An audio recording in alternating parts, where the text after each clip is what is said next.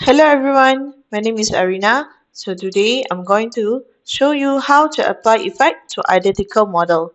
Okay, so let's say here I have one down lamp to my ceiling. Okay, the setting will be this, the color is yellow now. Okay, so let's say I want to change color as for white color, and then I want to make the brightness as for 50. Okay, but at the same time I want to change to my other model as well, that have the same model to this one. Okay, but when I click, the setting is still the initial setting.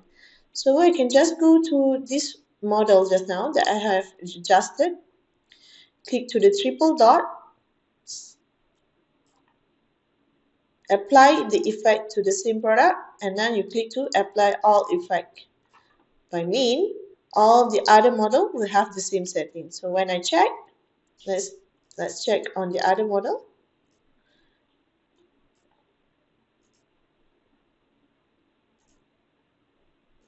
Okay, when I click to the other model, you see the setting is 50% for brightness and also the white color. The color has turned white.